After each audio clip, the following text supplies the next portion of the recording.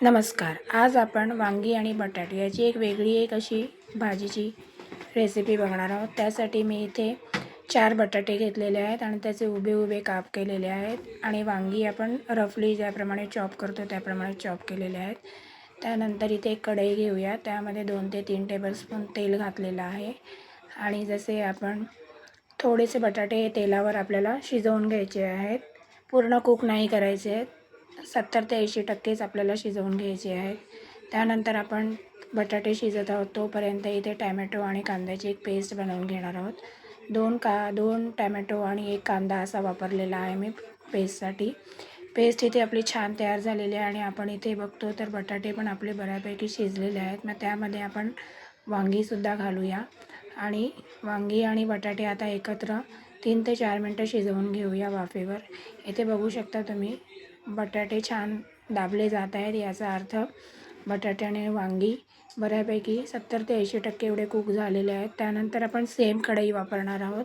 त्याच्यामध्ये थोडंसं 2 चमचे तेल घालून जिरं, मिरची,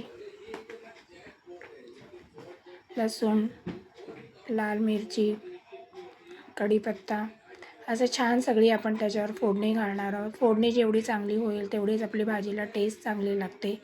आणि त्यानंतर त्यामध्ये मी थोडंसं हिंग घातलेली आहे आणि छान अशी फोडणी आपली परतवून घ्यायची आहे. यामध्ये आपल्याला कांदा वगैरे असं काही घालायचं नाही आहे. डायरेक्ट आपण जी पेस्ट बनवलेली होती कांदा आणि टॅमॅटोची ती पेस्ट घालायची आहे आणि पेस्ट आपल्याला छान ही शिजवून घ्यायची आहे. म्हणजे त्याचा कच्चापणा जो आहे तो सगळा निघून जाईल. पेस्ट आपली छान परतून झाली की मग त्यामध्ये आपण बेसिक मसाले ॲड करूया. जसं की हळद, लाल तिखट,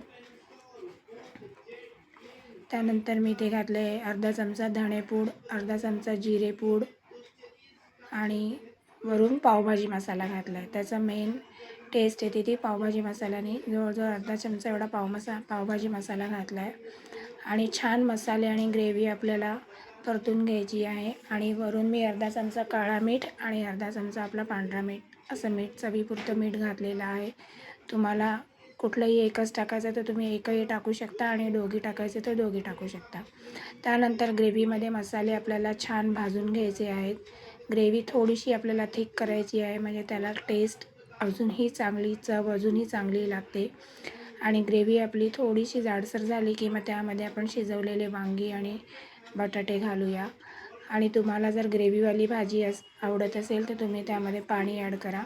मी थोडंसं पाणी घातलेलं होतं, खूप जास्त पाणी घातलेलं नाही आहे कारण ती एकदमच सुक्की झालेली होती भाजी म्हणून.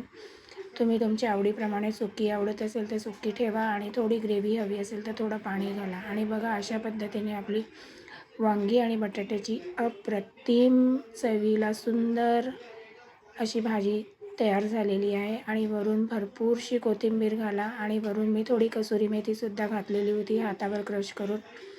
रेसिपी आवडल्यास लाईक करा, शेअर करा, सबस्क्राईब करा आणि कमेंट नक्कीच करा की तुम्हाला माझ्या रेसिपी आवडतात की नाही. Thank you for watching. बाय.